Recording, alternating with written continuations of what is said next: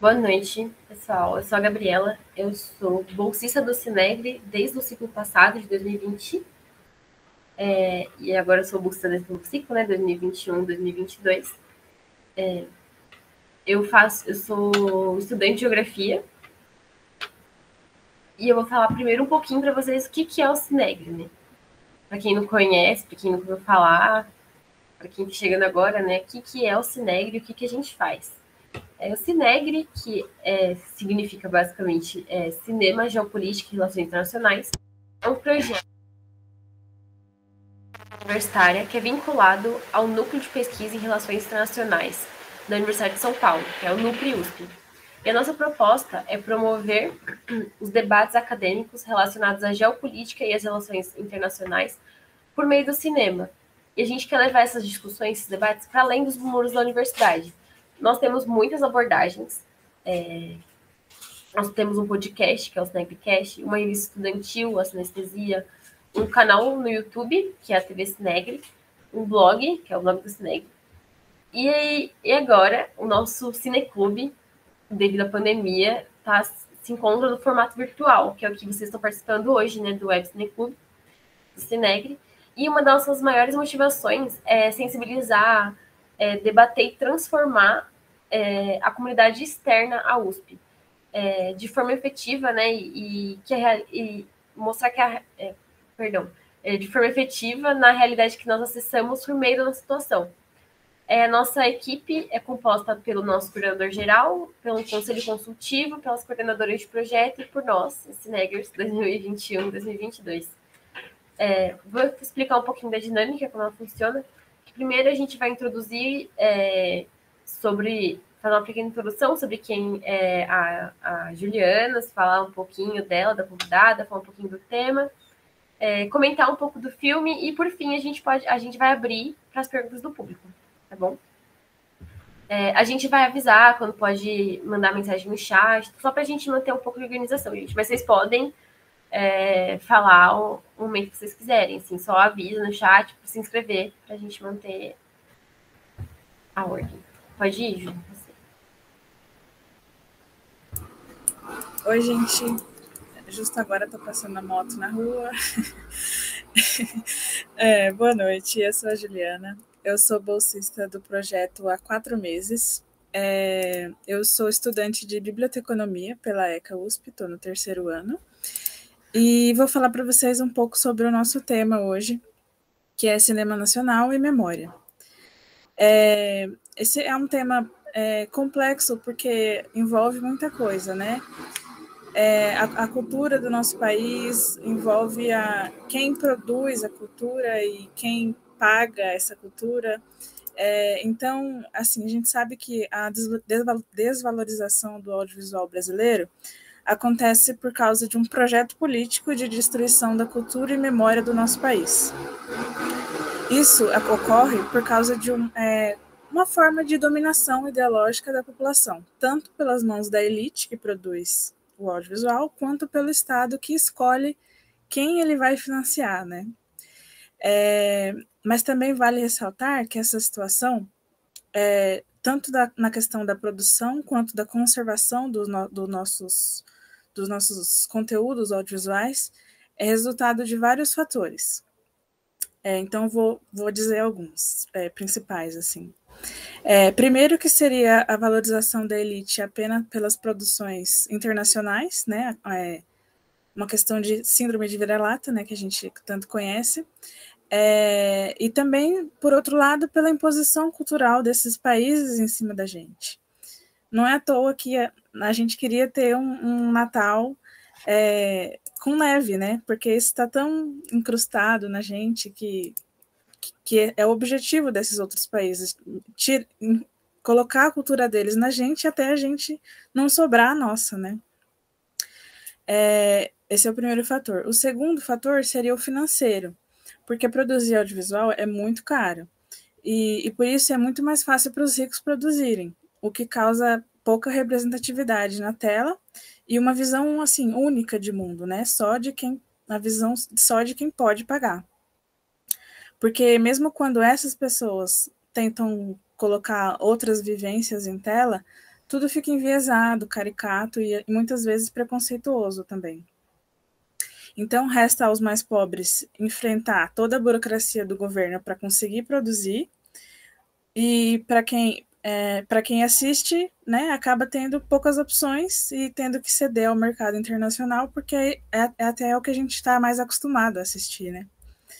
A gente consegue falar muito mais, assim, de pronto, muitos mais filmes ou séries que a gente já assistiu recentemente internacionais do que nacionais.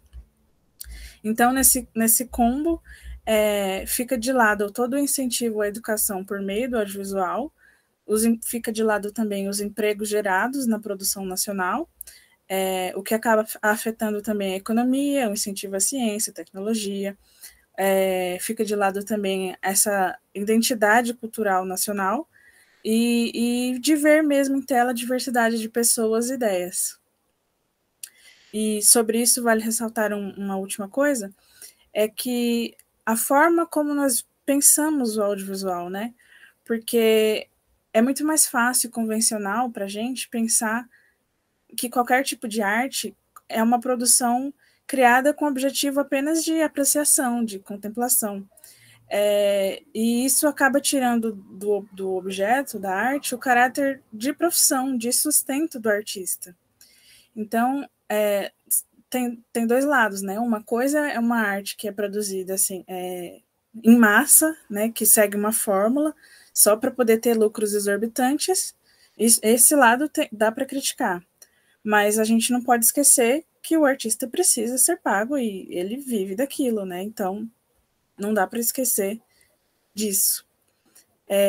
Negar esse financiamento é colaborar com essa situação de um conteúdo produzido apenas por quem já tem dinheiro, né?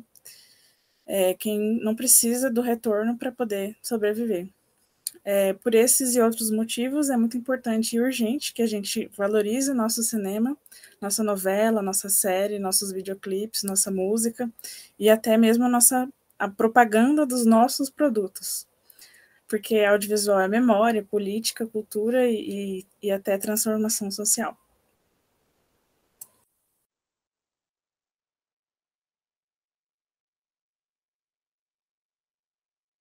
Perdão, gente, não consegui ligar o microfone. Mas eu vou explicar um pouquinho, para quem não assistiu e para quem assistiu também, para relembrar, né, sobre o filme que nós escolhemos para o debate de hoje.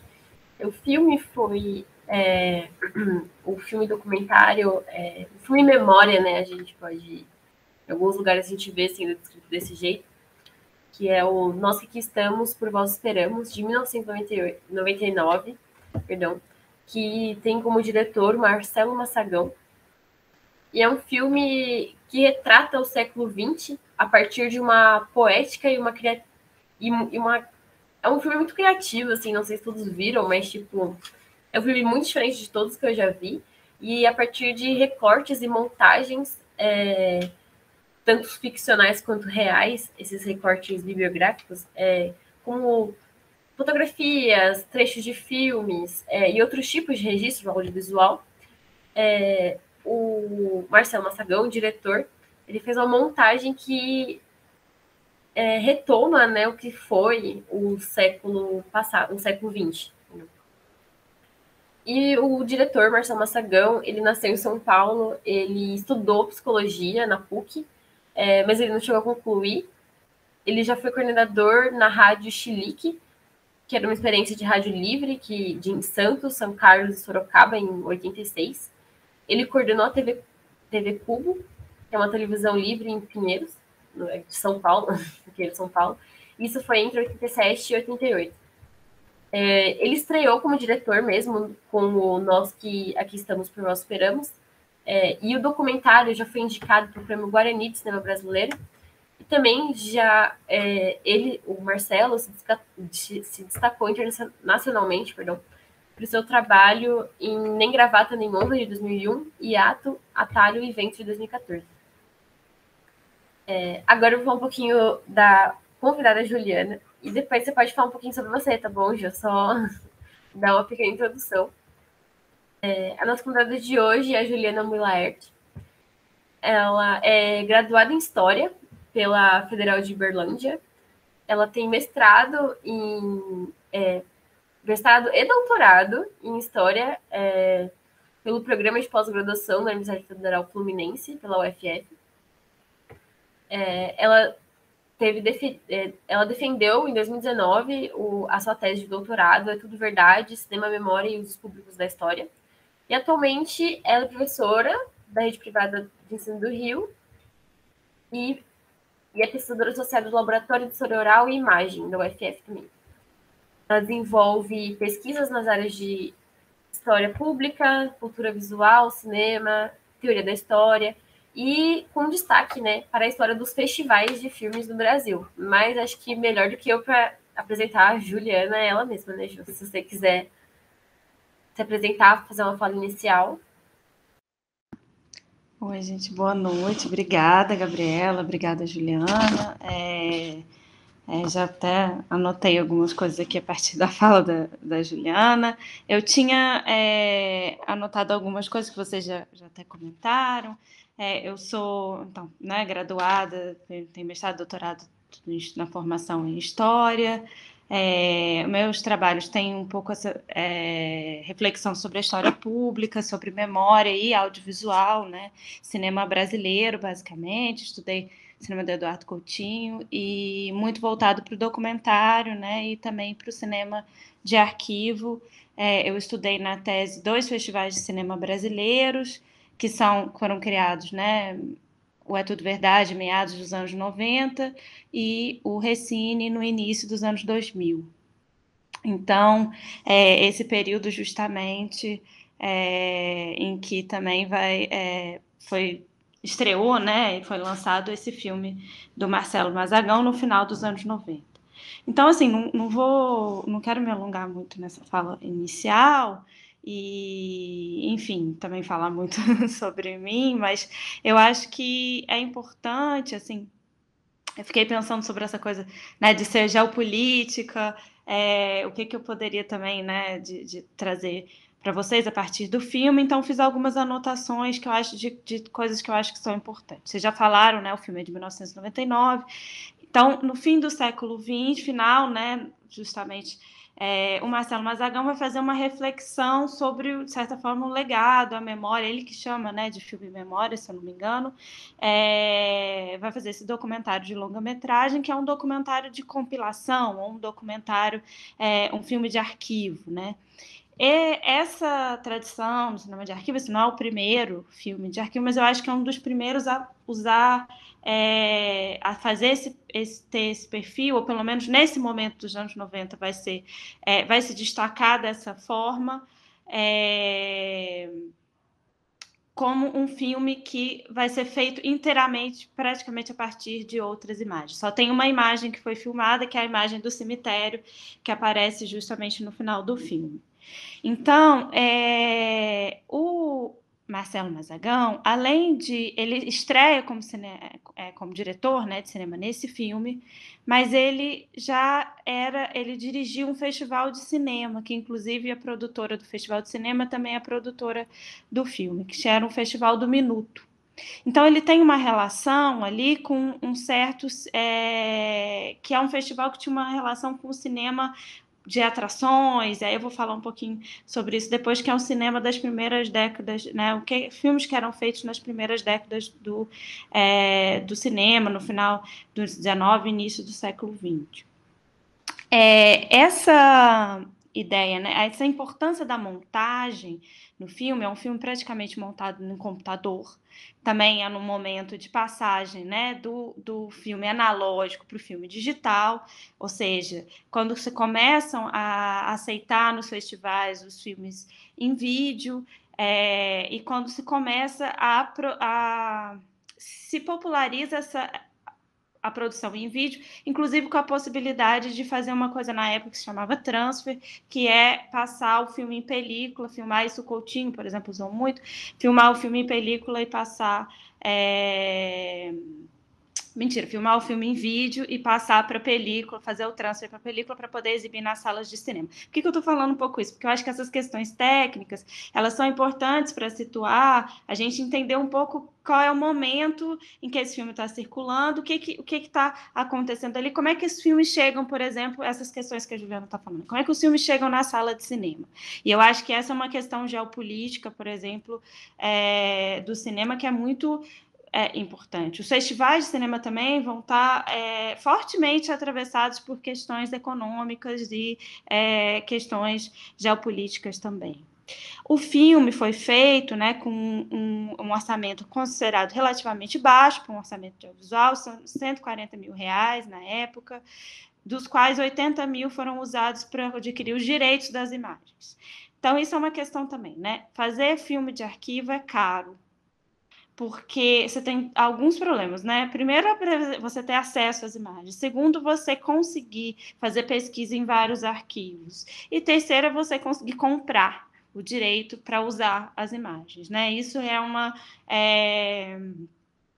questão que vem sendo cada vez mais discutida com o crescimento desses filmes de cinema de arquivo.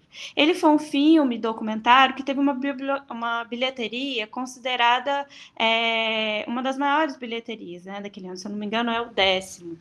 E ele teve 55 mil espectadores. Então, para a gente ver também o volume, né, de cinema, de sala de cinema que um filme brasileiro consegue chegar, né, esse tipo de filme, né, pelo menos. Não estamos falando de filmes aí, né, que a gente sabe que alguns filmes brasileiros têm uma bilheteria grande, mas a gente tem um grande entrave na distribuição e na exibição do cinema nacional, principalmente nesse período recente, embora o documentário tenha crescido, tenha alcançado, de fato, as salas de cinema, a gente ainda tem uma série de entraves e que foram agravados pelo fechamento, tem sido agravados pelo fechamento de salas de cinema. Agora a gente está num novo momento pós-pandemia de fechamento das salas de cinema, né, de crise, e a gente não sabe o que vai acontecer, como é que vai ser o futuro com o streaming, todas essas possibilidades que a gente tem hoje, né, nas mudanças de formas de ver os filmes, né.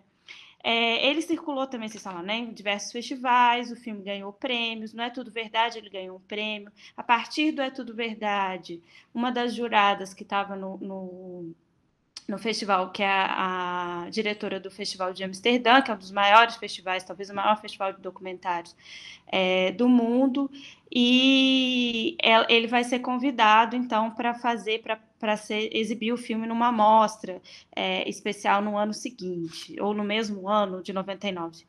Ele também vai ganhar prêmios, né? Ele vai ser exibido, ganhar prêmios circular no Festival de Cinema de Recife, Uruguai e no Festival de Gramado. Então, ele tem uma boa circulação. Esse orçamento do filme, ele foi parcialmente financiado, principalmente a pesquisa, foram 3 anos de pesquisa para conseguir todas essas imagens do século XX, com uma bolsa da Fundação MacArthur. Ele, embora tenha uma grande equipe de pesquisa, ele foi basicamente realizado por o roteiro, a edição, pelo Marcelo Mazagão. Lógico que tem uma equipe, no final você tem nos créditos lá o pessoal que participou, as pessoas que participaram, que fizeram a pesquisa de arquivo em diversas instituições arquivísticas espalhadas pelo mundo.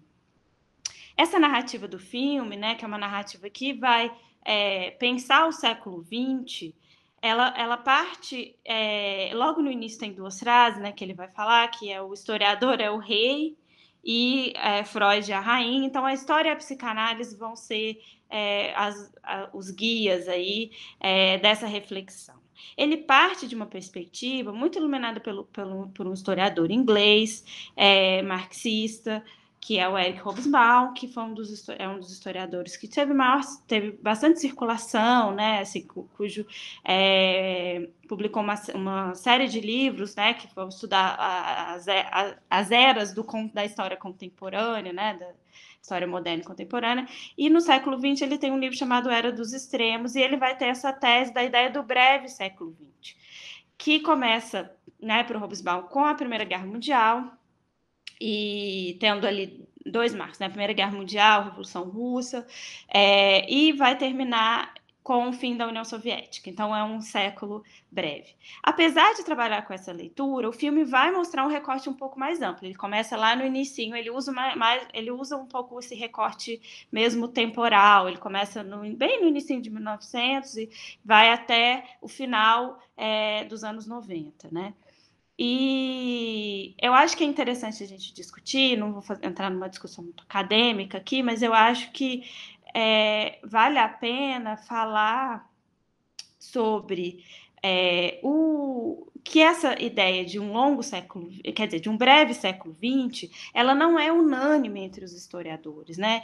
A gente tem, eu vou dar 2 exemplos aqui. O Giovanni Arrighi, que na verdade, um economista político, que tem um livro chamado Longo Século XX, em que ele vai pensar desde a expansão financeira no final do século XIX até os desdobramentos da crise de 1970. Então, é uma outra perspectiva que vai pensar esses longos séculos, né? Que o século XX é o final de uma série de longos séculos. Numa perspectiva que tem a ver na historiografia com o Fernand Braudel, que é um historiador também bastante conhecido. E a Lilia Schwartz, que é professora brasileira, professora da USP, historiadora, e ela publicou um livro recentemente, quando acaba o século XX, que é justamente sobre a Covid-19, e ela vai ter essa tese de que o encerramento, a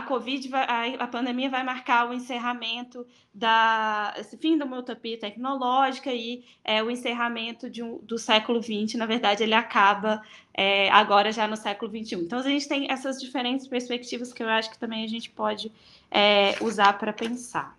Né?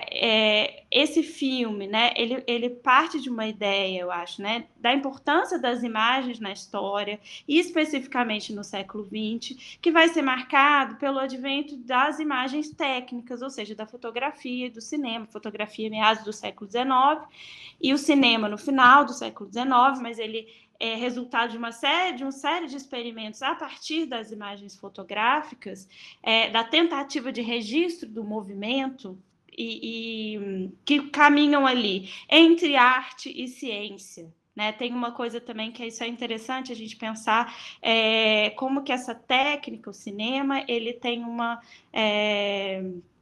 história também marcada por esse avanço, inclusive pelo avanço tecnológico do capitalismo.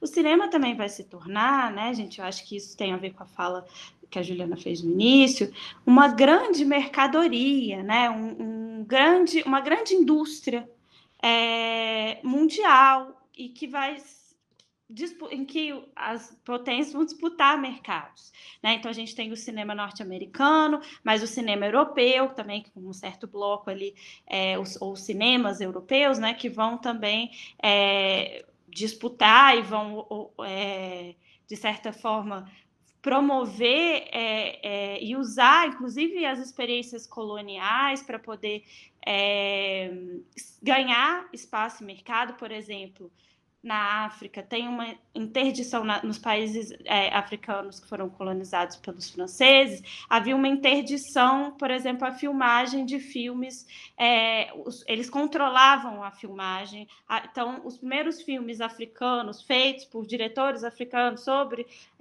a África, não são os primeiros filmes filmados em África, mas feitos por diretores africanos, eles vão datar muito já meados do século XX, muitas vezes, né? Então, isso é uma coisa interessante também para a gente pensar. No caso do Brasil, a gente entra muito cedo no cinema, começa a produzir já os nossos filmes, mas a gente tem esses entraves aí de mercado, né, que vão atravessar a história do cinema brasileiro, né? Eu acho que essa perspectiva também, né, que é interessante, da gente pensar que essa história do século XX, então, ela pode ser contada por meio das imagens, sobretudo por meio das imagens do cinema. Então, é um filme, né, em que ele vai construir a montagem e tem esses letreiros, ele não tem uma voz-over. né? Uma voz, aquele narrador de Deus que vai contar a história e explicar como é que foi o século XX. Ele usa esses letreiros que dialogam com isso que eu estava falando, que é a montagem de atrações, que essa é uma linguagem ali que está no início do cinema, a forma como o cinema era feito nas suas primeiras décadas, né? Que eram aqueles filmes, os filmes mudos, e que tinham depois trilha sonora, começam a ter trilha sonora, e então tem uma relação com esse cinema clássico, né? E com esses pré-cinemas, ou com a montagem de atrações. A gente tem esses diversos termos, que não se equivalem necessariamente, mas, enfim, que são que a gente pode conversar, então, um pouco. Eu vi uma afirmação do diretor em que ele fala que ele não quis a narração porque a imagem, ele acha que a imagem prescinde, né, desse aval da palavra. Então, de novo, é essa ideia de que as imagens podem contar, né, as histórias, mas existe ali uma narrativa, e ele cria esses personagens ficcionais, ele não se prende à história dos arquivos, porque a gente hoje em dia tem um cinema de arquivo que é muito feito, que fala da história das imagens, né? Que é onde essa imagem foi encontrada, como é que ela foi sendo usada, como que você se reapropria, que conta também esse processo da fatura. Não, ele faz uma abordagem bastante criativa, um uso livre, ele faz uma série de associações, não é linear, ele vai e volta no tempo, e ele cria essas narrativas, ele usa, né, os personagens históricos, os fatos históricos, mas ele cria narrativas ficcionais. E mais do que fatos, ele se preocupa, me parece, assim, a gente pode discutir isso, né? Acho que é interessante o debate, das transformações históricas do século XX, como que isso afeta as pessoas comuns, e como que a gente vai ter, como que isso vai gerar uma diversidade de experiências, de ponto de vista, em que a gente não tem uma igualdade, inclusive no acesso às tecnologias. Ele faz várias inserções, assim, por exemplo, fulano só conheceu a televisão quando ela já era a cores, né? Então,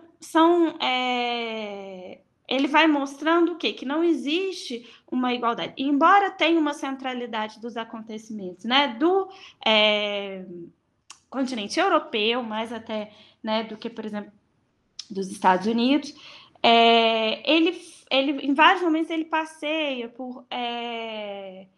pelos vários continentes, né? Ele faz um passeio geográfico, histórico, que vai passar por uma série de temas e de personagens, como ele vai falar, né, da dança, da fotografia, né, da Kodak, da possibilidade de registro. Então, de novo, a coisa das imagens, sobre a urbanização, sobre as guerras, crises econômicas, as mudanças, né, tecnológicas, as telecomunicações, a importância do cinema, vão aparecer as salas de cinema, a produção capitalista, a tecnologia, as fábricas, as indústrias, futebol. Ele passeia, então, por essas experiências do século XX, criando esses personagens e também citando personagens como ele fala dos ditadores, né, do Hitler, Stalin, Médici, também vai para a América do Sul, fala também de personagens que lutaram, por exemplo, pela paz, fala da religião.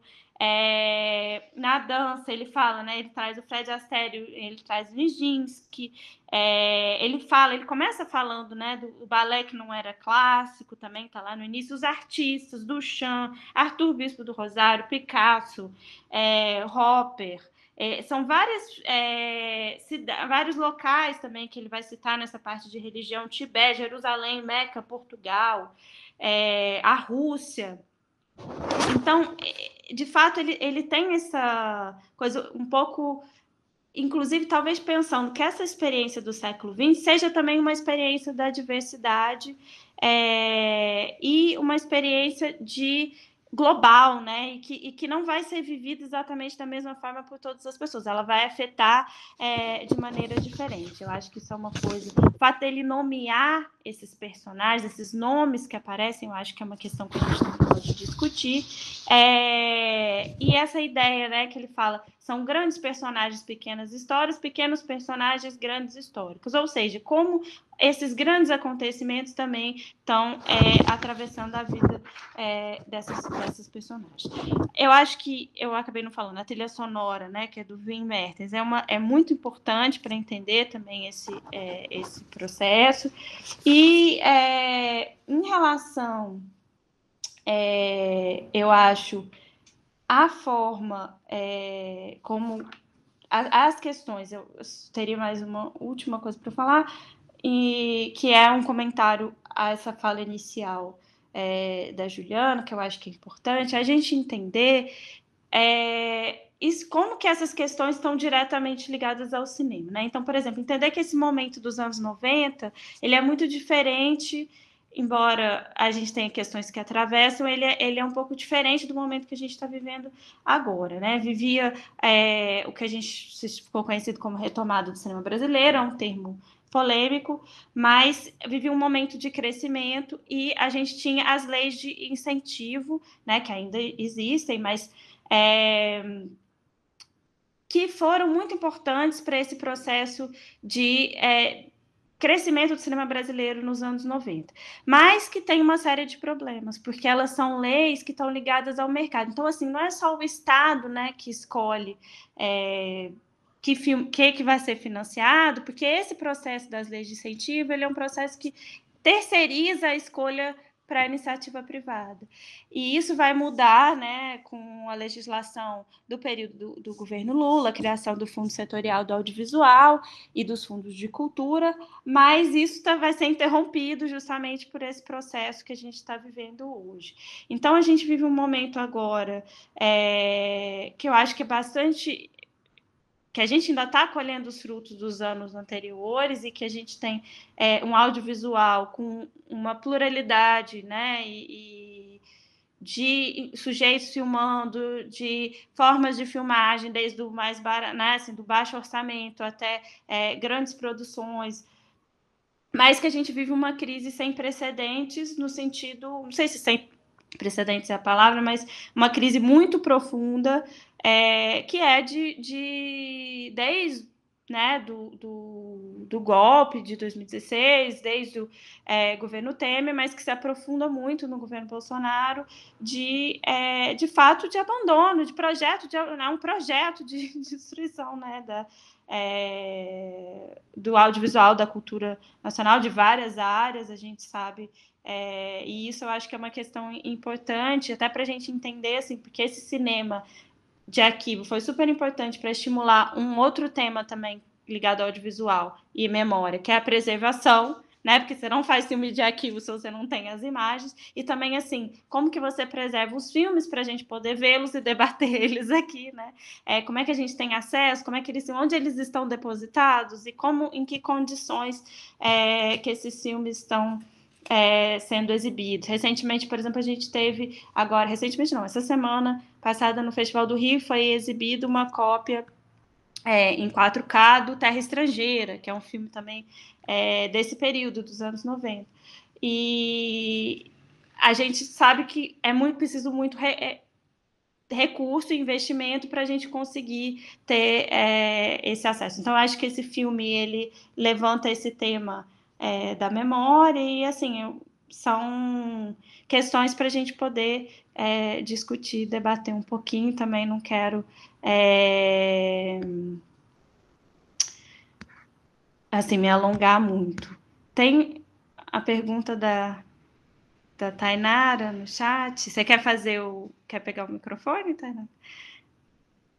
Eu acho que seria interessante você me explicar melhor como é que você... Porque eu vejo esse tipo de filme como uma roupagem relacionada à pandemia da Covid-19. Como que você está... entender melhor o que você quer dizer com isso? Se você puder explicar. Eu vou tentar, tá? Boa noite para todo mundo. Estou muito feliz em poder participar aqui com vocês. Estou aprendendo bastante. Eu amo cinema, amo esse espaço para a gente conversar sobre a experiência, né? Sobre o que a gente consegue absorver, digerir. O filme ele vive na gente, né? Então é muito, muito legal mesmo. eu falo mais nessa dinâmica de pegar esse filme, a forma como ele foi construído com base nessas memórias e trazer para o que a gente está passando, essa pandemia que muitos não viveram, né? Porque a pandemia, fora a Covid, mais recente que o Brasil passou foi da gripe espanhola, se eu não me engano, no começo do século passado.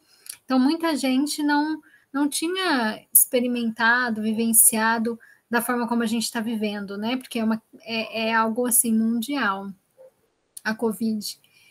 E pensar nessas histórias, né? Porque quando a gente olha para as histórias das pessoas, a gente meio que se aproxima ainda mais daquela dor, né? Ela se torna mais palpável. Eu não sei como foi para vocês a experiência do filme, mas essa foi também a experiência para mim. O filme ele trouxe isso para mim, essa dor, essa, né, essa vivência da guerra.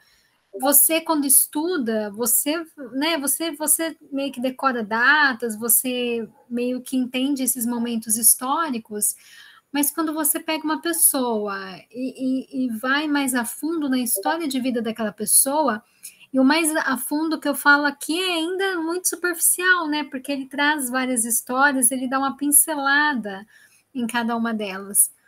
Mas ainda assim a gente parece que se aproxima daquela dor, de alguma forma. Então eu pensei, nossa, talvez no momento de negacionismo como a gente está vivendo, né? Como uma forma de ativismo até, de lembrar para não repetir, né? Ano que vem é um momento de eleições.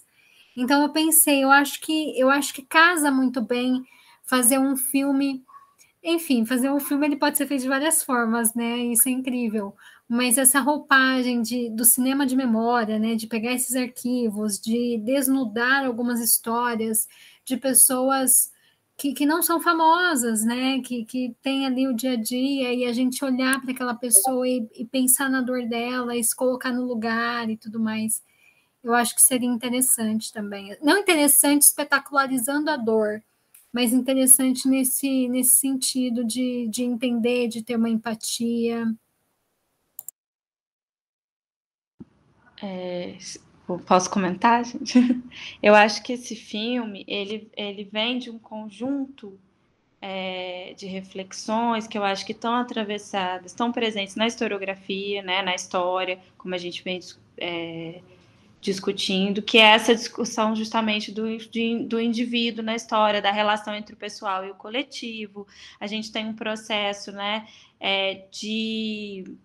por exemplo, da história do tempo presente, desde a Segunda Guerra Mundial, dos estudos de memória, dos estudos da história oral, né, da reflexão, que na verdade não vem da academia, né, ela vem justamente de um processo social, né, de coletivos, enfim, para depois ela se configurar como também, né, como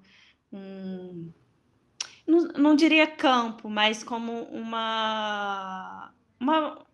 um espaço, né, de estudos dentro, uma metodologia, enfim, a gente tem um debate, não há necessariamente um consenso, tem pessoas que trabalham, que pensam de outra forma, mas uma das metodologias, né, dentro da história, dos estudos históricos. Então, eu acho que essa reflexão, e ela está muito forte no cinema, recentemente, no cinema dos últimos anos, que é essa discussão dos indivíduos, como que eles estão afetados. E, de fato, eu acho que o filme ele traz essa coisa de tentar humanizar esse século XX, né? Quando ele nomeia, e aí ele dá os nomes das pessoas comuns e das pessoas, né? Eu citei os personagens históricos, mas ele fala, Leonardo, fulano, era professor, e aí tinha tantos filhos, vivia em tal lugar, e teve acesso a isso dessa forma, nunca foi à guerra, ou seja, como é que é a experiência da guerra para quem nunca foi à guerra e para quem foi? Como é que essas experiências que, de certa forma, são globalizadas, né? Foram globalizadas porque elas afetam quase que não, talvez pessoas muito, né, em sociedades, né, em espaço muito no campo e tal, talvez não tenham sido, nem fiquem sabendo, enfim, né, nesse momento em que a gente tem essas telecomunicações mais incipientes, mas de alguma maneira elas vão se tornar, por exemplo, muito globalizadas, a experiência da guerra pelo rádio. E aí o papel das comunicações e pelo cinema, né? O cinema ele vai produzir, a sala de cinema, ela vai produzir uma popularização dessa experiência e uma chegada, inclusive, das notícias pelos cinejornais, a televisão depois, né? Essa onipresença da televisão durante muito tempo e hoje em dia da internet, mas a gente sabe que tem essas desigualdades no acesso. Então, essas experiências elas não vão ser vividas exatamente da mesma forma. E aí eu acho que a relação com a Covid, assim, a gente pode pensar que como que os acontecimentos históricos também mudam a forma como a gente lê os filmes, como a gente sente, como a gente experiencia, porque aí você vai fazer essa associação que não existia, não estava lá dada, né, naquele momento. E, de fato, a gente tem uma experiência radicalmente nova na pandemia, porque a gente tem tem uma geração aí que, inclusive, muitos faleceram, né, justamente da doença, que era quem tinha vivido a pandemia, né, de gripe do século XX, no final, que se segue, né, ela é um desdobramento da Primeira Guerra, e a gente vai ter de novo agora, e muitas gerações que não tinham tido essa experiência, inclusive assim, os médicos que estavam lidando, falam muito, né, que nunca tinham vivido nada parecido. Então, e isso produz, né? Daí que essa reflexão, que eu acho muito interessante a gente pensar sobre isso. Quando começa, como é que a gente marca, como é que esses marcos temporais existem? Porque o século XX ele não começa em 1901, necessariamente, porque o que inaugura uma diferença, né? Um novo século, uma nova experiência. E aí você pensar que a pandemia é um encerramento, né? Do século XX, é uma das formas da gente pensar essas reflexões temporais. Mas eu acho que é isso assim, que eu teria para dizer. Eu acho que tem Gabriela, Thelma para falar. Vamos. Vocês podem abrir o microfone, gente. Ou eu leio a pergunta, não sei. Gabi, você vai querer ler? Vai querer que eu leia? Então eu vou ler a pergunta da Gabriela. Professora, boa noite. Como trabalhar essa produção no ensino médio? A primeira vez que vi foi quando aluna no ensino básico e fiquei por um bom tempo com um sentimento de angústia. De novo, eu acho assim, fico me perguntando o que é esse sentimento de angústia. Você gostou do filme, não gostou? Como é que foi essa experiência para você, né? Assim, o que você quer dizer com isso? Eu acho que esse filme é um bom filme, embora ele seja um filme longo, e é difícil trabalhar com longa-metragem no ensino fundamental e médio. No ensino médio, talvez um pouco mais fácil, mas porque a gente tem uma carga horária restrita nas aulas de história. Eu acho que a gente precisa pensar o uso do curta-metragem, eu acho que pode ser uma boa estratégia, ou usar excertos dos filmes, né? Eu acho que também, ou passar como tarefa para assistir em casa e complementar com trechos na sala de aula, enfim. Mas eu acho que ele é interessante justamente porque ele vai trazer uma boa forma, por exemplo, de introduzir ou de terminar ou de fazer no meio de uma unidade sobre o século XX, você discutir como é que foram esses acontecimentos, como é que é a experiência. Eu acho que tem uma coisa importante, pensar a experiência histórica dos sujeitos, como é que eles viveram, quem foram as pessoas que fizeram a história, anônimos, e quer dizer, o Coutinho falava que ninguém é anônimo, né? Mas assim, pessoas comuns.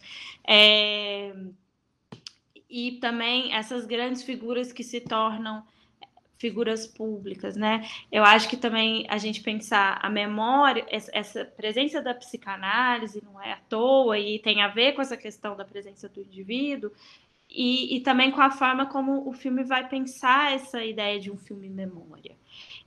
Eu acho que todas essas questões podem ser formas de trabalhar e ele dá espaço para você trabalhar de diferentes formas, não só na história, né?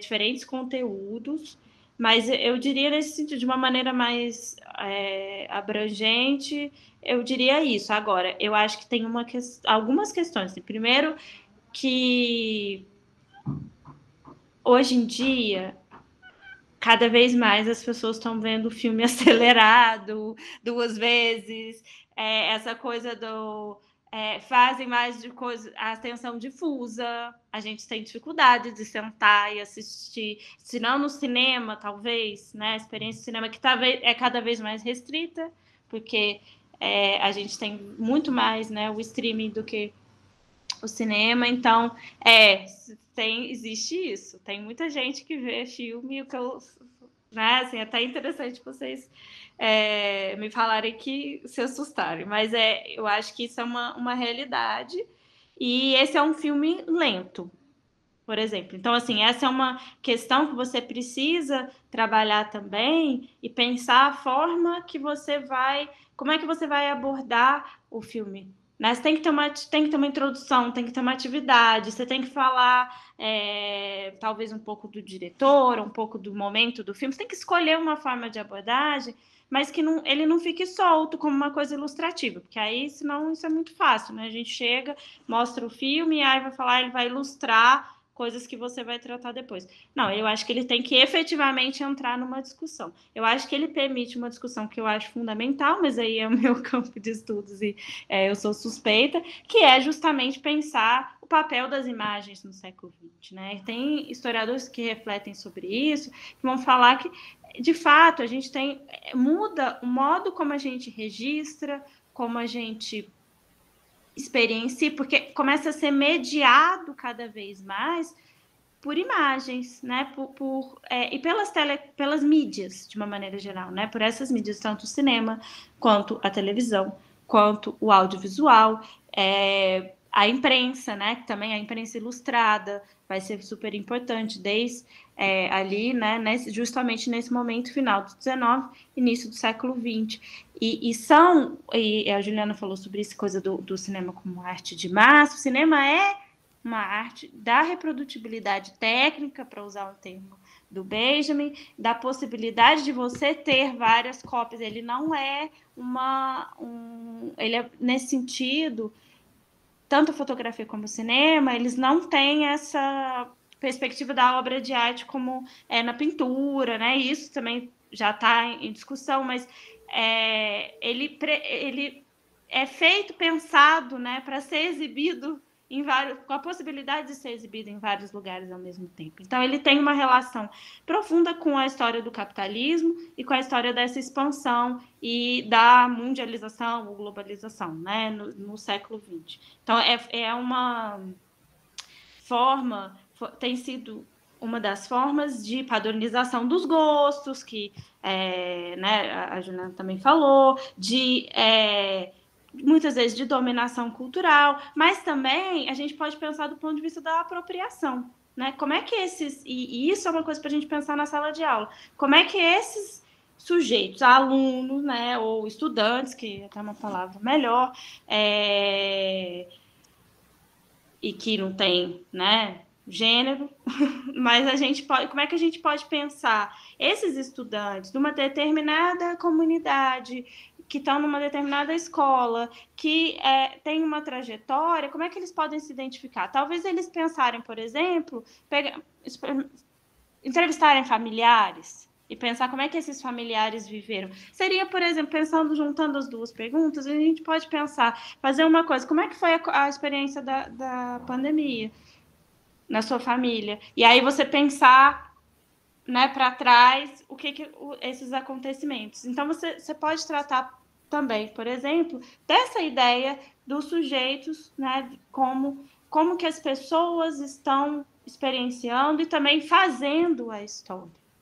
Né? Como é que esses sujeitos estão também sendo responsáveis, essas pequenas histórias são responsáveis por construir as grandes histórias, os acontecimentos coletivos. Mas eu já falei demais, gente. Tem mais uma pergunta, né, da Thelma. Boa noite. Eu queria, antes de tudo, falar que esse filme, para mim, foi um soco no estômago. Adorei a indicação. E, assim, ele me remeteu muito mais a futuro e questionamento do que nós estamos fazendo, né? Que coisa é essa, que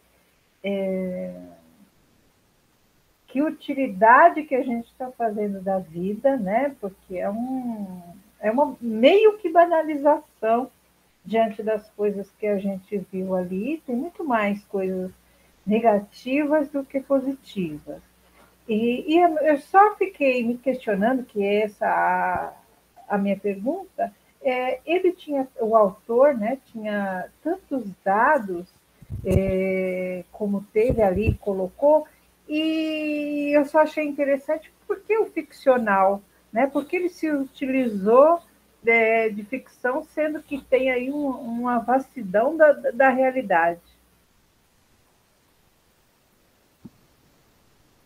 Porque ele ficcionaliza uma pergunta, né? Às vezes a gente tem que fazer também para o próprio artista. Assim, isso eu já não posso responder. Ou pelo menos assim, a gente precisa procurar nas entrevistas. Mas eu acho que eu posso te dizer o seguinte: existe uma questão que é uma discussão do que tem de ficcional no documental, o que tem de fabulação na realidade, e eu acho que é um recurso para dar vida para personagens comuns, né? Para trazer essas pessoas que não são... e aí ele cria narrativas a partir dos arquivos. Então, ele se apropria dessas imagens, desses arquivos, e ele cria personagens que são ficcionais, mas que têm uma verossimilhança, né? Ele não cria personagens que são os elementos que ele usa para criar esses personagens, eles são elementos da história, né? Eu acho que tem a ver um pouco com essa ideia de individualizar, de humanizar, de trazer essas questões. Agora, ele tem uma perspectiva também, ao mesmo tempo que esse século é um século de grandes transformações, isso aparece no filme, então tem uma certa, talvez uma perspectiva assim de um certo, eu não vou, como é que eu, de uma certa, um olhar assim, né, que vai passar essa ideia, pelo menos para mim, de que, nossa, quantas coisas foram vividas num curto espaço de tempo. E a gente precisa entender que, historicamente, essa experiência do 19 e do 20, até hoje, né, século 21, ela é uma experiência cada vez mais de que, num curto espaço de tempo, você tem muitas transformações.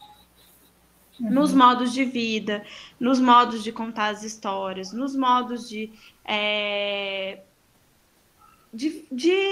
experiência mesmo, né? Assim, então, por exemplo, a gente está vivendo agora com essa coisa da tecnologia, é uma mudança muito grande no nosso modo de vida. Com a pandemia, isso se exacerbou. E isso também exacerba as desigualdades sociais, porque nem todo mundo vai viver essa experiência, vai ter o mesmo acesso a essa experiência. Então, mas se a gente for pensar antes, até o século XVIII, as gerações, a distância entre as gerações, ela não é que era menor, mas a experiência era muito, ela não mudava tanto. A gente tem realmente essa coisa que são muitas mudanças no modo de vida, muito rápidas. E isso tem um... pode falar. Ele até trouxe o exemplo, né, acho que o Neto, ele foi para o espaço, enquanto que, né, o avô sequer sabia da televisão, alguma coisa assim, né? Exatamente. Então, você tem... e essa coisa da tecnologia, das disputas, que tem uma relação com a economia, com a política, com todos esses aspectos. Então, essa diferença, eu acho que é uma coisa que passa... Essa diferença dessa experiência, ela passa no filme.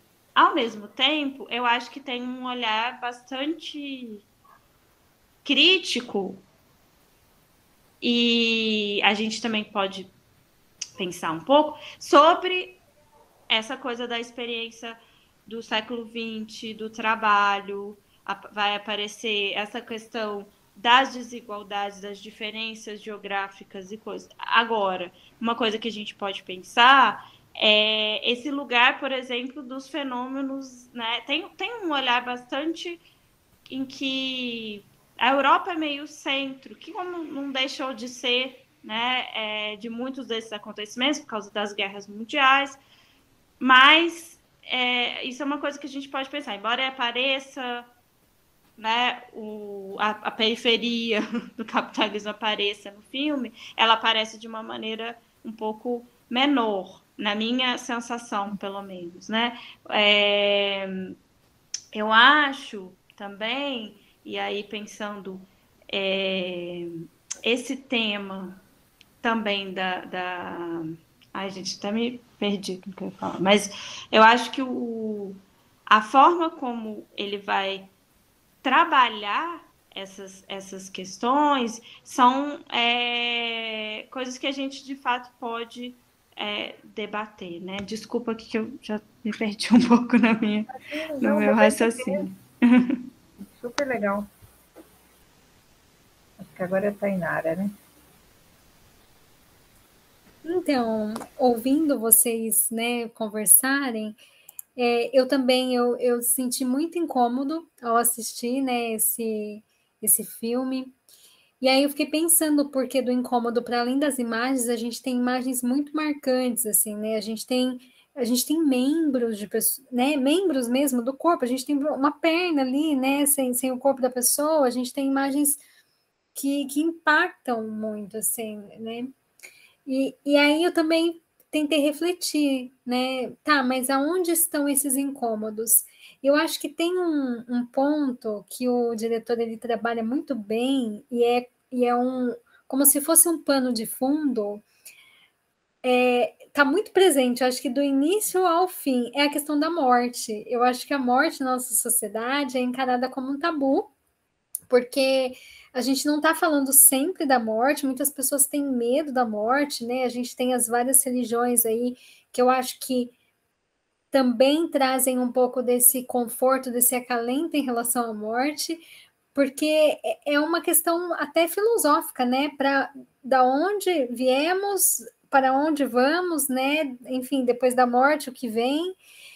Então eu fiquei pensando, eu acho que o desconforto também vem dessa questão da morte, né? E ele lembra a gente que somos finitos, vamos morrer e tem pessoas ali, tem esperando, inclusive, né? Esse é o nome do filme, né? Eu achei isso muito interessante. Eu gostei muito da forma como ele conseguiu abordar essa questão da morte, né? Que é tão intrínseca à vida e permeia o filme todo. O filme é costurado pela morte. Queria ouvir um pouco a professora Juliana, se ela chegou a pensar sobre isso, se ela tem, não sei, até às vezes trazer referências de outros filmes, né? Eu estou muito impactada com o filme que eu assisti recentemente, que talvez vocês aqui já tenham assistido também, que é um ensaio sobre a cegueira. E eu estou muito assim, impactada. Então, às vezes, eu também faço algumas relações com outros filmes, né? Não sei se a professora Juliana tem isso também, se pode comentar. Essa questão é uma questão fundamental, porque é o título do filme, e, de fato, e daí essa coisa que eu estava falando, que eu me perdi um pouco, que é da perspectiva crítica que ele vai trazer do século XX como um século atravessado pela crise econômica, pelas guerras e por muitas mortes, né? Porque, é uma coisa interessante para a gente pensar, porque a guerra no século XX é uma guerra que vai provocar um fenômeno que a gente viveu, né, nos últimos anos, que é um fenômeno da morte em massa. E no caso da pandemia de uma outra forma, mas da guerra, é a possibilidade, isso vai se agravando conforme a tecnologia, ao ponto de você chegar, né, nas guerras do final, desde o final do século XX, né, uma computadorização da morte, né, assim, e isso é uma novidade, né, em termos históricos. E isso gera, e é uma reflexão interessante, porque o Freud, né? Freud é a rainha, o historiador é o rei, né? O Freud vai, o que a psicanálise, por que surge, né? Enfim, a psicanálise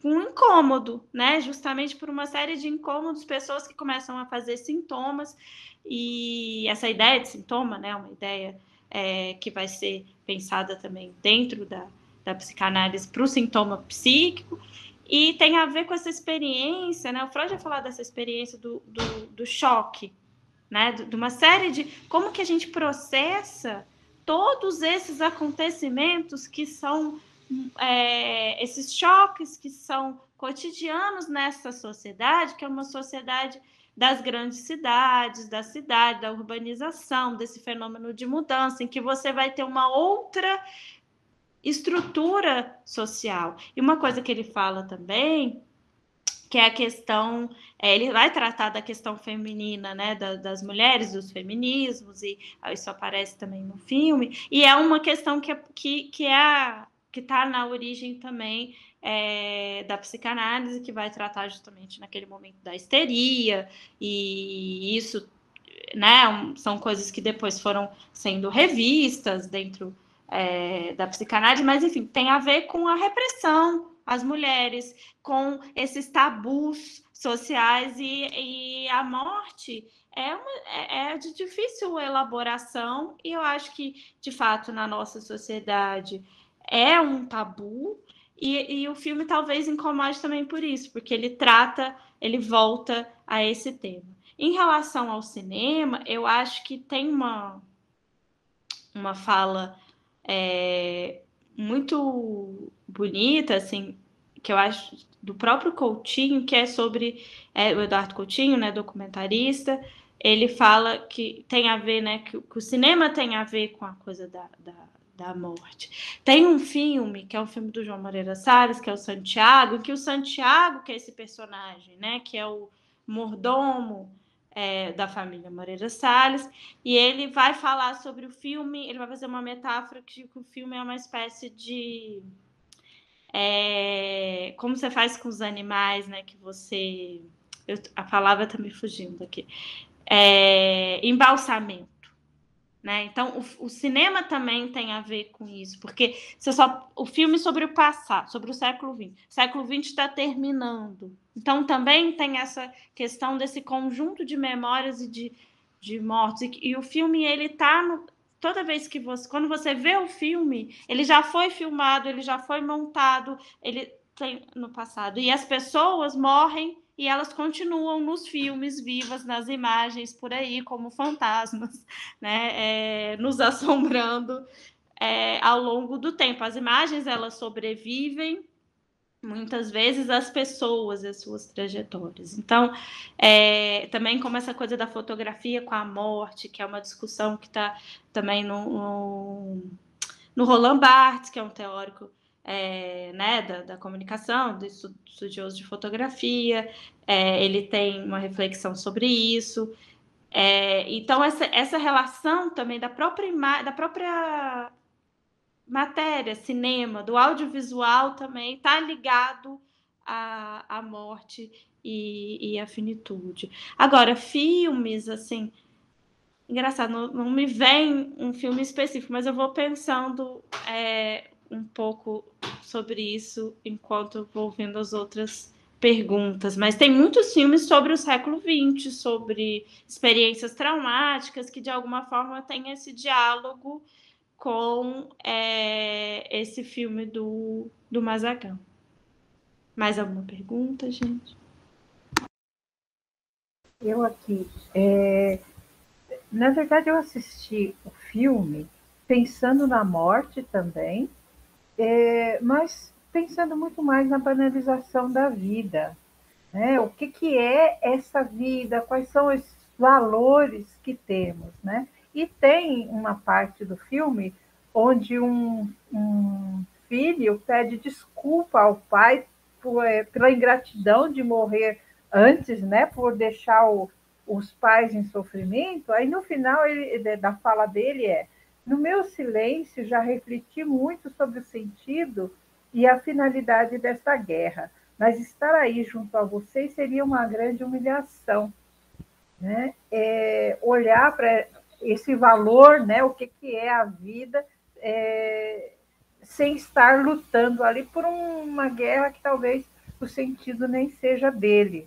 Né? Então, para mim, o filme tem muito de questionamento também dessa banalização da vida.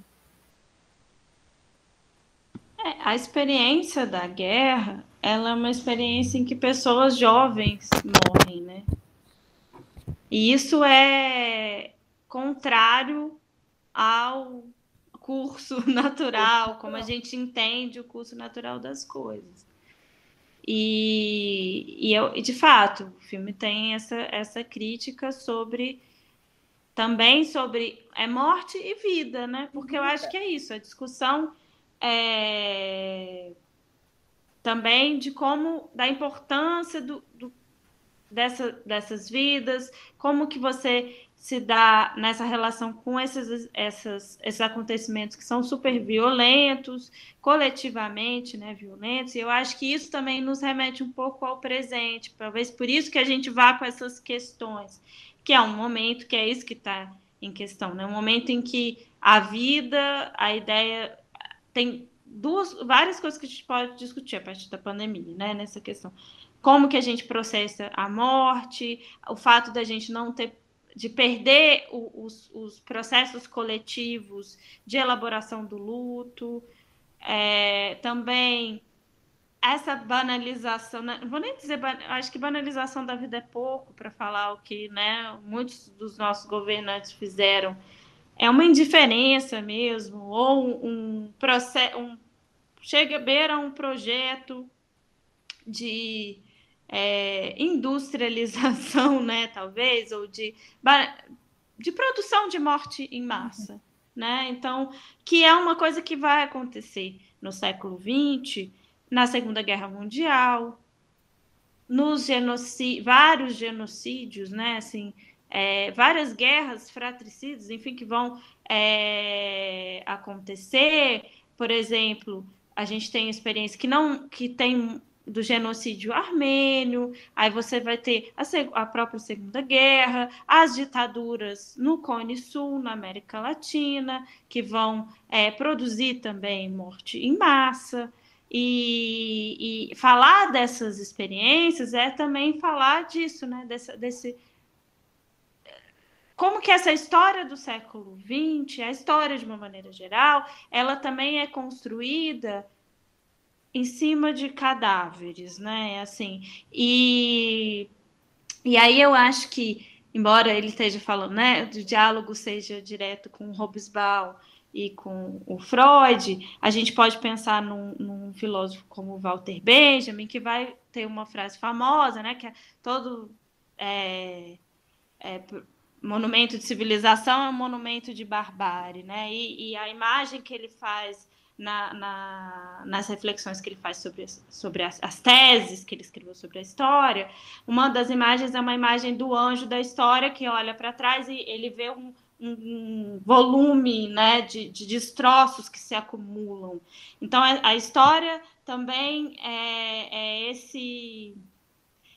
E aí a gente precisa fazer a história a contrapelo, que é justamente você olhar, acolher esses mortos, fazer uma história que também tenha lugar para os vencidos, né? E é falar também disso, né? Dessas pessoas. E daí talvez a ideia dos nomes das pessoas comuns, que estão muitas vezes ausentes dos anais da grande história, embora nos últimos, né, tempos isso tenha mudado em termos da produção historiográfica que a gente tem feito, mas que isso ainda é nesse momento ali dos anos 90, final dos anos 90, uma questão importante, né, de ser colocada, porque a gente está nesse balanço. Qual que é o balanço? Qual que é o saldo do século XX, né? A quantidade de pessoas que vão morrer em guerras, que vão passar. Como é que é essa experiência? Como é que ela é vivida né, pelas sociedades, experimentada pelos diversos indivíduos dentro dessas sociedades, né? Como é que é o pai que pede o filho, como é que é a mãe que pede o filho, como é que é o jovem que vai para a guerra sabendo que tem grande chance de morrer, como é que são essas experiências, né? O que elas nos dizem sobre a história, sobre o século XX, como é que a gente faz história também, né? Eu acho que essa é uma pergunta, e o filme faz isso de uma maneira, e a gente falou pouco disso, mas eu acho que é muito interessante a gente pensar essa coisa que não é linear. Ele vai fazendo associações entre os acontecimentos também. Ele não vai contar uma história. Começa lá, ele até começa no início, mas ele vai e volta. Ele vai para os anos 80, volta para os anos 30, ele vai para os anos 90 e volta para os anos 40, Segunda Guerra, ele faz esse passeio, né, que vai e volta, e isso ele cria associações também entre os acontecimentos. E eu acho que isso tem a ver também com o fato, né, que tem a ver com essa coisa que a gente está associando com o presente. Porque a forma como a gente experiencia a história também, ela não é linear nesse sentido. Embora a gente tenha o tempo, o calendário e tal, a cronologia, a forma como esses acontecimentos eles chegam a gente, como a gente processa, como a gente vive, ela não é linear. Como a gente conta, a memória não é linear. Né? Estou aqui, a gente está se falando, eu me perco no meio da minha fala, por exemplo. E a gente não tem essa linearidade, essa coerência de discurso, né? Muitas vezes, principalmente quando você está pensando numa entrevista de história de vida, por exemplo, quando as pessoas vão contar, se você for conversar com os avós, com, né, os mais velhos, você vai, de repente, você vai ter essa conversa, você vai ver que a forma como a pessoa vai organizar os marcos da própria vida, a relação que ela vai construir com os marcos coletivos. Provavelmente essa história não vai ser uma história, eu tinha tantos anos, eu fui em tal lugar e depois eu fiz isso. Ela vai e volta, ela vai fazer associações. Então, acho que tem um pouco a ver com isso também. Por isso, filme memória, né? Nesse sentido, não um filme história, né? Nos termos de uma história mais acadêmica, enfim, mas que tem essa coisa da memória, que é justamente tem essas oscilações, que vai e volta, e como que a gente processa, né, também esses traumas, essas experiências limite, e também as experiências coletivas, que aí a gente não falou disso, mas falamos pouco disso, mas a arte, como que a arte é importante, a dança, a fotografia, ele vai trazer também as pessoas dançando, tem várias imagens de pessoas dançando, então também tem esse lugar da pessoa comum, as pessoas experimentando essas novas tecnologias. Eu acho que isso também é uma coisa para a gente pensar, para a gente sair um pouco da angústia, também pensar esse lado, que ele traz esse lado da criatividade, da arte, do próprio cinema, como também parte desse processo histórico, para a gente também não terminar, né, não ficar numa coisa. Juliana, quer falar? Me xará? Que você disse, porque a gente precisa pensar, né, em como a gente faz a história. E eu fiquei pensando também quem faz, quem escuta, porque, né, no filme, conta mais sobre quem produz do que, não mais, mas assim, bastante de quem produz do que está sendo mostrado. E a gente vê, e isso acontece também no documentário. Então a gente percebe, né, nesse filme que o Marcelo, ele escolhe, quando ele vai falar das personalidades mais importantes, assim, ele foca majoritariamente em homens brancos, né? Então, o que eu me lembro, assim, de diferente, ele de não brancos, ele fala do Bispo do Rosário, do Mao Tse Tung e do Martin Luther King. Aí tem aquele pequeno trecho sobre as mulheres, mas a maioria do filme é sobre homens brancos, e, né, são só os homens brancos que fizeram história no século XX. Então, achei interessante pensar, né, nessa diferentes tipos de história e qual delas a gente está escutando. Eu acho, por exemplo, que essa questão que você está falando é importante. Eu acho que tem a ver com o que eu falei, que o filme ele tem uma visão que a gente poderia dizer que tem uma ênfase de um certo eurocentrismo ali nessa narrativa do século XX, né? Não que a Europa não deixe de ser, como eu falei, né? Não tem uma centralidade em muitos desses processos, que não seja importante falar disso, mas eu acho que é fundamental a gente ter esse olhar e perceber essas coisas. Então, assim, aparece a questão das mulheres, mas e aparecem personagens femininas, mas muito poucas, né? Principalmente nos personagens históricos. E são minoritários. Ele também fala, além desses que você citou, ele fala dos ditadores brasileiros, né, do Chile, Brasil. Ele vai falar, ele vai enumerar uma série, eu não consegui anotar todos, mas Ásia, ele vai fazer esse passeio. Ele fala do Videla, fala do Médici, Pol Pot, fala do Stalin, e inclusive coloca meio tudo na mesma, né? Ele cria uma ligação entre essas figuras, que é uma coisa também que ele faz uma associação, né? Que a gente pode também discutir. Ele fala do Salazar, e aí a gente pode discutir assim as duas coisas, né? O fato de que os homens, de fato, ocuparam mais lugares de poder, mas a gente também visibiliza as mulheres e os outros sujeitos históricos quando a gente não fala deles, né? Então você reforça a estrutura de poder que coloca esses homens, que, né, faz com que esses homens sejam maioria de fato nas posições de poder ao longo da história do século XX, né? Então, ele vai citar também os personagens também que vão aparecer, né, no futebol, né? Fred Astaire, Nijinsky, são também figuras masculinas.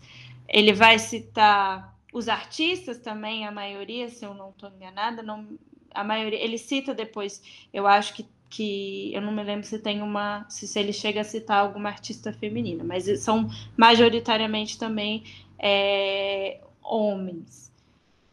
E, de fato, ele fala também do Gandhi, eu acho que tem uma figura, né, indiano, Che Guevara, também homem, né, branco, mas é latino-americano, e Martin Luther King. Tem uma hora que ele cita também John Lennon, que também aí dentro dessa lógica. Eu acho que isso é uma coisa para a gente perceber, por exemplo, a ausência, embora apareçam os povos indígenas, né? A ausência de agência também, de falar de questões de... Uma coisa que a gente pode pensar também, que o filme não trata, que é um acontecimento super importante, que é a descolonização. Né? São os processos de descolonização dos países africanos.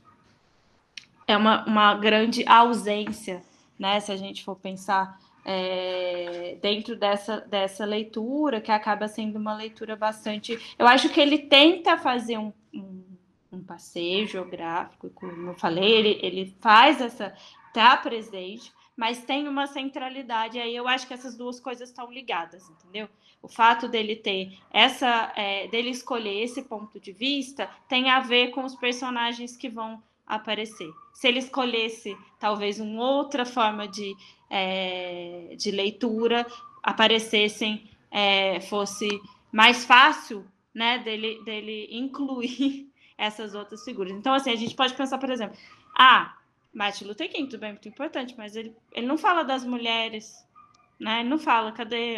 Né? A gente pode pensar de uma série de figuras. O movimento feminista, quando ele aparece, ele não aparece, as mulheres não são individualizadas, né? Então, assim, a gente poderia falar de Simone de Beauvoir, a gente poderia falar também de Angela Davis, a gente poderia falar de uma série de personagens que também foram muito fundamentais. E poderíamos falar das mulheres comuns, que também não são né, essas pessoas, ou dos líderes cujos nomes muitas vezes a gente nem sabe, porque a gente muito recentemente está aprendendo essas coisas, né, na escola, mas desses lugares que não figuram muito, né, nos nossos que tem um lugar menor nessas aulas de história. Então essa pergunta, e eu acho que é uma pergunta fundamental quando na sala de aula, às vezes que eu tratei de documentário, quem filma, quem é filmado, para quem filma, quem assiste, quais são os públicos, porque aí a gente também não pode ficar só na narrativa, mas também quem é o público desse tipo de filme, como é que a gente amplia esses públicos e como é que a gente muda essas narrativas. Eu acho que um dos processos que tem sido discutido, e essa não é, né, não sou nenhuma especialista, né, nessas questões, mas eu acho que uma das formas da gente fazer isso é justamente a gente ampliar as pessoas que filmam, né? As pessoas ampliar quem produz as narrativas, quem faz história. E aí a gente tem quanto mais pluralidade de sujeitos a gente tiver produzindo, mais pontos de vista a gente vai ter. O que não quer dizer por si só que a gente vai ter o que quer, né? Assim, que a gente vai resolver todos os nossos problemas, mas que a gente vai poder ter uma transformação, eu acho, desse olhar, e aí vão aparecer outras histórias. Então, eu acho, por exemplo, que a gente está vivendo um momento no audiovisual brasileiro muito importante, de uma geração de cineastas negros. Isso está sendo discutido. A gente tem uma geração também aí formada de cineastas indígenas, são formados e que estão ocupando espaço, e eles estão produzindo outras histórias, por exemplo, do Brasil, né? Outras histórias. O que é o Brasil? Que lugar é esse? Para pessoas que são de outra etnia, inclusive que falam outras línguas, que tem uma outra relação diferente, por exemplo, da grande maioria dos filmes, né, de quem produzia filmes no Brasil até muito recentemente. Então, a gente vai ter um outro olhar. Então, acho que essas questões, elas precisam aparecer e são fundamentais da gente discutir e pensar e trazer, se for trabalhar o filme na sala de aula, se for, eu acho que você toca num ponto que é fundamental, né, Juliana? Tainara? Eu estava pensando nisso mesmo. Quando eu levantei a mão, depois você falou coisas que foi o que eu pensei mesmo em falar aqui, que é sobre esse lugar, né, do diretor. É muito importante a gente saber mesmo. E o período histórico, né, no qual ele filmou, no qual ele pensou o filme. Se é um homem, se é uma mulher, tem essas questões também. E não é neutro, né? A forma como ele escolhe filmar, o que ele escolhe colocar ali para o espectador, para a espectadora poder consumir, é uma escolha, né? Assim, é uma narrativa e ele conduz esse nosso olhar, ele de alguma forma ele coloca um caminho ali para a gente percorrer. Claro que depende muito das nossas referências também, das nossas lentes, mas ele ali, por mais que ele não apareça, ele tem um papel crucial, que ele que monta toda essa narrativa e tem toda essa construção, né? Então, eu pensei mesmo nesse lugar de que... E também num outro ponto que eu acho interessante é a gente entender que é meio que assim, existem escolhas, né, que os diretores e que as diretoras fazem, e assim, eles têm que escolher, eu acho, né, algum tipo de narrativa para construir aquele conteúdo. Não estou dizendo que a forma como ele construiu, eu acho que a gente pode problematizar. Todos os filmes a gente consegue problematizar. E o dele também. Mas é que eu penso assim, para construir uma narrativa diferente da que ele construiu, precisa ser repensado todo o filme, né? Porque também não adianta a gente colocar figuras, por exemplo, femininas jogadas, porque ficaria muito fora, né? A gente entenderia muitos problemas ali. Nossa, ele colocou, não funcionou, né? Deveria talvez ter feito de uma outra forma. Então, eu acho que olhar para a forma como o diretor, como a diretora escolheu conduzir o filme é muito importante, porque a gente consegue problematizar e talvez até consegue procurar uma distância e pensar assim, não, mas né, por mais que a gente queira ver outras coisas ali que seriam muito interessantes, tem que ter um cuidado, porque senão fica tudo jogado. E a gente tem também a questão do tempo de tela, né? O tempo do filme. O tempo do filme, no sentido de o filme dura 1h30, o filme dura 2 horas, o filme é um média-metragem, um longa-metragem, um curta-metragem. E o tempo do filme mesmo, no sentido de esse filme ele tem o tempo dele. Ele é um filme mais lento. Ele é um filme que você vai assistir, vai te causar angústia, vai te causar desconforto. Você vai ter que lidar com isso, porque ainda tem filme para você assistir. Então eu acho que, assim, esse nosso encontro de hoje, professora, com você trazendo todas essas informações, a questão mesmo dos direitos autorais, né? Quando a gente vê a produção finalizada, a gente vai lá, consome, o filme fica na gente, a gente fica digerindo, a gente fica relembrando, às vezes ele até fica um pouco inflado na gente, né? A gente fica lembrando dele em vários momentos, assim, no dia ou durante vários dias. E quando a gente não vai pesquisar, a gente não se atenta a tudo que precisa acontecer para que ele, de fato, seja produzido. Então eu fiquei pensando, gente, olha o tanto de coisa, né, que a produção demandou para esse filme ser construído. Então, quando a gente problematiza, e eu acho muito válido problematizar sempre, é entender também que, então, ele deveria, não que ele deveria, né? A produção está ali, ela tem seus méritos, mas aí pensar numa outra produção é construir uma outra narrativa, né? Não dá para a gente, às vezes, também pensar assim, não, mas talvez se colocasse mais mulheres, é um outro filme, né? É pensar em um outro filme. Eu vou trazer uma referência aqui, que eu me lembrei, até abri um documento, que quando eu assisto alguns filmes que eu amo, eu faço tipo um TCC deles, né? Abro um Word e vou colocando informações. Eu assisti esse ano, se eu não me engano, ou ano passado, o Beijo no Asfalto, né? Que é maravilhoso. Não sei se vocês assistiram também, que é uma crônica, acho que não chega a ser uma crônica. É do Nelson Rodrigues, né? Também acho que não é um romance. Enfim, é um livro, né? É uma narrativa, assim, você encontra para ler, e a gente tem 3 versões, que eu saiba, né? De 1900. Bom, essa leitura é de 1960. Aí a gente tem o primeiro filme sobre o Beijo do Asfalto, que se chama O Beijo, que é de 64, né? Conversando um pouco com esses filmes do século XX, né? Do Flávio Tambellini. Depois temos O Beijo no Asfalto, de 81, do Bruno Barreto, que tem uma outra roupagem, que é bem diferente desse primeiro. E a gente tem O Beijo no Asfalto, com direção do Benício, né? O Murilo Benício, de 2018, que é uma outra roupagem também. Então, olha, né, eles se basearam numa mesma história, no mesmo escrito, mas de acordo com o diretor e com o tempo, né, com o período histórico que foi filmado, a gente tem narrativas diferentes, a gente tem lentes diferentes para essa filmagem. E é muito interessante ver isso também, né?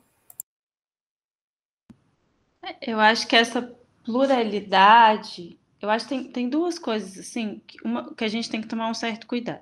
Eu acho que a gente tem que tomar um pouco de cuidado com associar diretamente que só pelo fato sabe, o cineasta é homem branco, então necessariamente vai aparecer homens. Eu acho que isso é uma coisa que a gente tem que tomar um pouco de cuidado para a gente também não cair. Eu acho que essa questão, problematizar é uma coisa e é fundamental. Todas as narrativas a gente precisa colocar as questões, mas a gente também não pode sair cobrando que as pessoas fizessem. O que eu faria se eu fizesse? Não parece que a gente vai para a defesa de tese, e TCC, e monografia, e, né, dissertação, e aí vem aquela pessoa que começa a falar, fazer uma arguição que é assim: o que eu faria se eu estivesse no seu lugar? O trabalho está ali, está feito, e aí você faz as críticas, ou você faz as questões assim: olha, isso aqui talvez você não tenha percebido na hora que você fez, mas olha, presta atenção, vamos prestar atenção na ausência desses personagens. Que história é essa que está aparecendo? Eu acho que essa é uma pergunta fundamental que a gente precisa fazer, e a gente precisa desconstruir essa narrativa, mas a gente tem que também localizar essa narrativa sem, por isso, virar uma coisa assim, evitar ser anacrônico, mas ao mesmo tempo sem virar uma coisa assim de proteção. Ah, não, mas aquele tempo, eu acho que nem é o caso dos anos 90, mas assim, senão a gente entra numa coisa, mas naquele tempo isso era normal. Não, existem embates, né? Existem outras narrativas. Se a gente for colocar para conversar com, de repente, outros filmes dos anos 90, desse mesmo período, que vão tratar disso, talvez a gente encontre perspectivas distintas. Então, eu acho que isso é uma coisa, por isso que eu trouxe para vocês assim, essa ideia do breve século XX, não é todo mundo que pensa isso, né? Então, essa forma dele ver não é necessariamente universal, né? Assim, é um olhar também que está atravessado pelas circunstâncias, tem a própria ideia, né, assim, do lugar de fala, a gente pode pensar nesse sentido.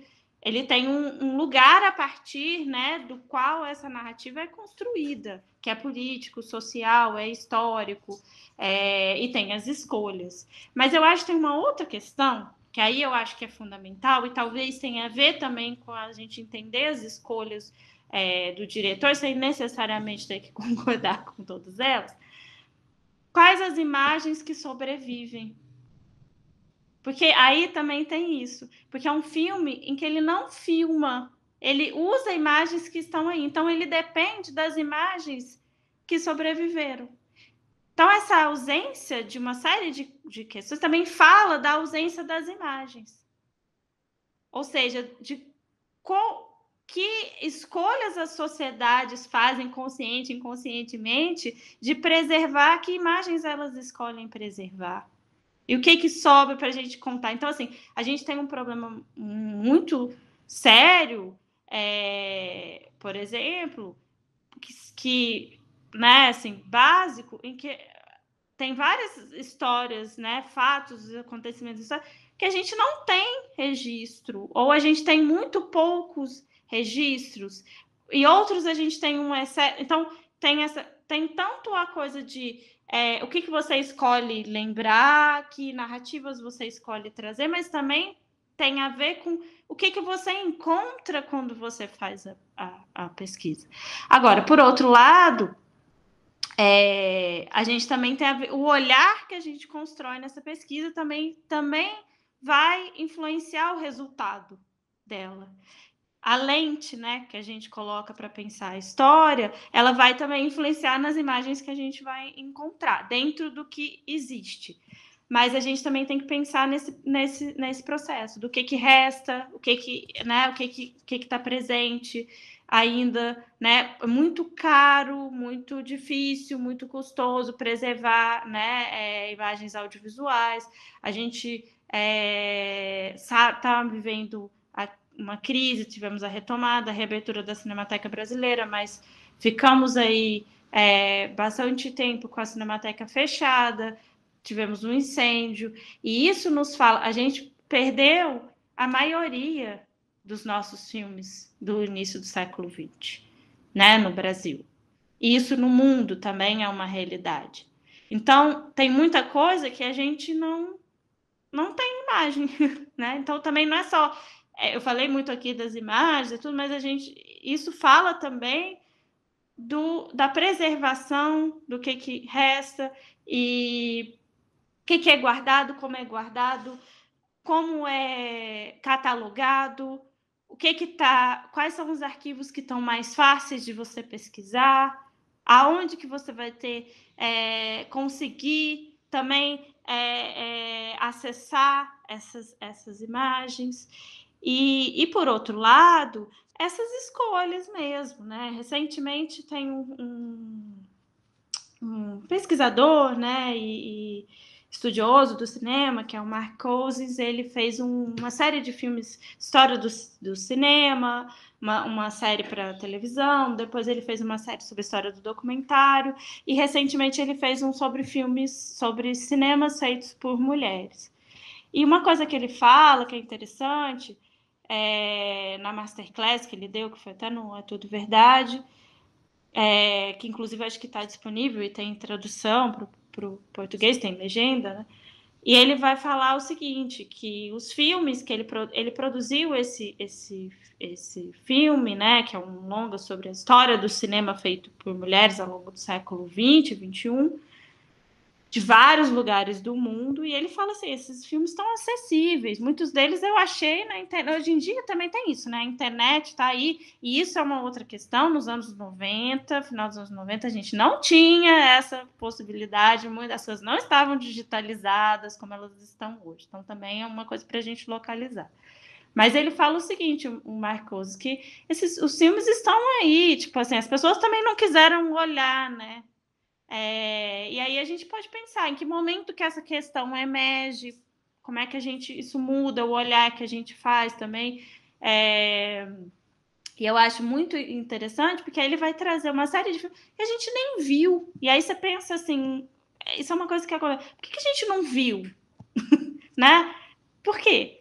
Então, assim, precisa mudar muita coisa, precisa mudar a forma como a gente... É isso, eu acho que... E aí eu acho que a Tainara toca num ponto que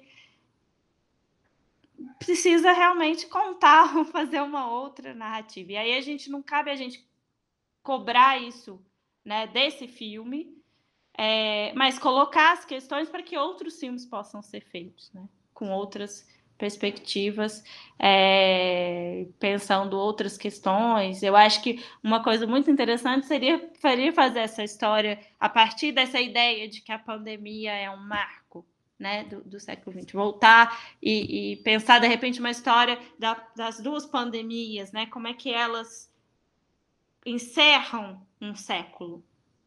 A gripe e agora a Covid-19, né, o coronavírus. Então, você tem uma conversa, que tem repetições históricas.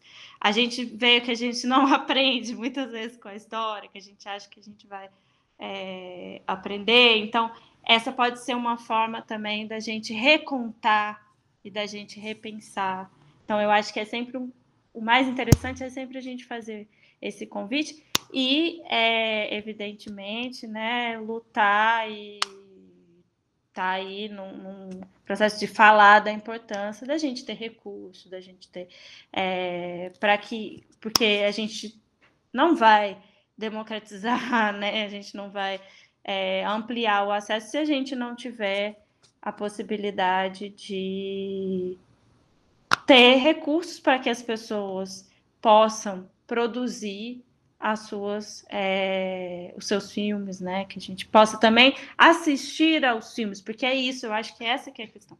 A gente também não basta a gente fazer os filmes e a gente não conseguir distribuir, né? Não conseguir exibir. Então, a gente também precisa pensar toda essa cadeia, a importância das escolas, a importância dos cineclubes, para a gente também trazer esses filmes, essas questões, essas perguntas, e, enfim, motivar, né, as pessoas a pensar sobre essas temáticas. Enfim, eu acho que...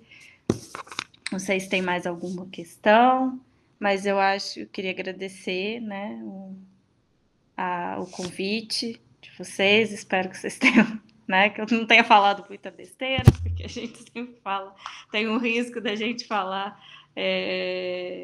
enfim, né, cometer algum, né, deslize, e de fato, assim, as perguntas foram muito instigantes, me fizeram pensar, e também sempre é interessante a gente conversa, porque a gente vê outras coisas que não tinham aparecido, né, no filme antes, enfim.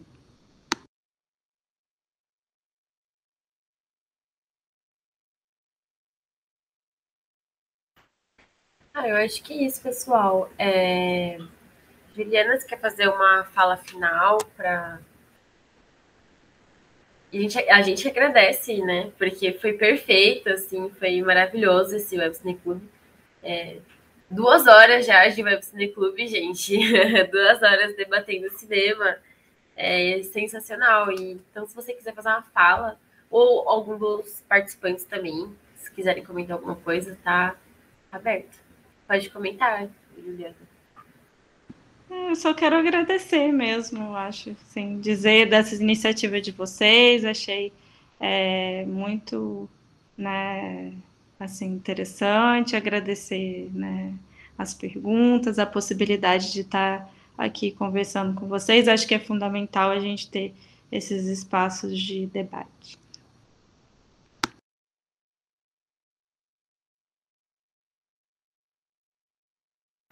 Lari, você perdeu, foi muito bom. Foi muito, muito bom mesmo. Pode falar, Tainara, pode falar. Gente, só gostaria de deixar aqui uma mensagem, mas ao final desse nosso encontro, que foi incrível. Quero agradecer de novo à professora Juliana por esse cuidado, esse afeto, esse carinho, né? Essa pesquisa, vir aqui conversar com a gente numa quinta-feira à noite. Enfim, todo mundo, né, que pôde contribuir para que esse evento hoje acontecesse, essa atividade hoje acontecesse. Eu falo que eu amo filmes, e eu amo porque eu gosto muito da experiência de assistir ao filme e depois poder conversar sobre esse filme. Eu acho incrível esse pós, né? Primeiro, esse filme comigo, para eu entender essa relação dele comigo, né? Digerir, entender, buscar referências que eu já tenho e talvez até pesquisar outras para construir mais daqui, né? Comigo mesma. E depois conversar com outras pessoas, porque eu acho que essa troca é muito incrível. E que, por favor, talvez no ano que vem as aulas presenciais aconteçam, mas que a gente continue, talvez, também nesse formato remoto, que pessoas de todo o país possam participar, porque é um outro ponto que eu coloco aqui, que a professora Juliana trouxe nessa última fala dela, que eu acho muito importante a gente ter esses espaços, né? E quanto mais espaços a gente tiver para democratizar, tanto assistir aos filmes quanto conversar, eu acho que isso tende a instigar as pessoas a poderem acessar esses conteúdos, porque eu amo cineclube.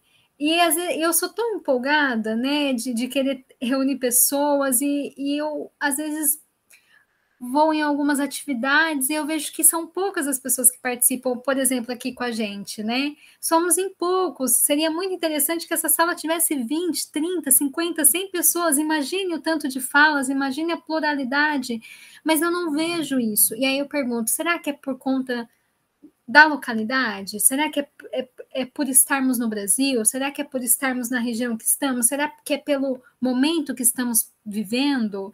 Né? Eu fico pensando em várias questões, mas eu acho que esses espaços precisam existir, precisam resistir, né? Então, é só agradecer, gente. Foi muito enriquecedor hoje essa nossa conversa. Muito obrigada mesmo. Imagina, gente, a gente agradece. Quem quiser o certificado, eu vou mandar aqui o link novamente no chat, que hoje mesmo a gente vai emitir já, para quem precisar do certificado. A gente agradece muito e a gente convida vocês a conhecerem as outras vertentes do Cinegre. O nosso podcast, o nosso TV Cinegre, o nosso blog, todo mês, nossos bolsistas também sou bolsista, né? Mas todo mês nós escrevemos pro blog. E é isso, a gente queria agradecer demais. Pode falar, Juliana. Não, é só fazer um pequeno, já que a gente está aqui fazendo uma pequena propaganda. Eu tenho também participo, né, da equipe de um podcast que se chama Cinematógrafo, que é um podcast sobre séries e filmes históricos. Então convido vocês a seguirem a gente @cinematógrafopc no Instagram e no Facebook. E também, se vocês, né, quiserem compartilhar comigo sempre as coisas a gente pode também compartilhar as atividades nas nossas redes. Então, agradecer e convidar vocês, quem tiver interesse, a ouvir. A gente está lançando o 10º episódio da primeira temporada nos próximos dias. Arrasou. Vou procurar depois. É isso, gente. A gente agradece muito. Muito obrigada por se disponibilizarem, né, numa quinta-feira de noite a debater com a gente. E só agradecer. É isso, gente. Foi muito produtivo, gente. Foi muito bom. Muito obrigada. Obrigada por ter aceitado o convite, Juliana. Boa noite a todos. Boa noite, gente. Obrigada. Boa noite, imagina.